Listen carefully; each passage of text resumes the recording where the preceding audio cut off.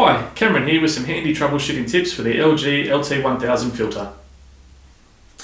If you're experiencing difficulty installing a new LG fridge filter, it's likely caused by the fact that you haven't fully disengaged the filter head when removing the old filter. Simply reinsert your old water filter into the locking receiver. Rotate it all the way to the fully locked position.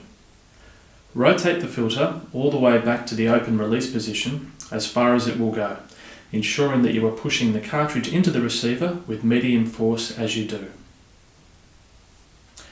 Remove the old filter and attempt the installation of the new filter.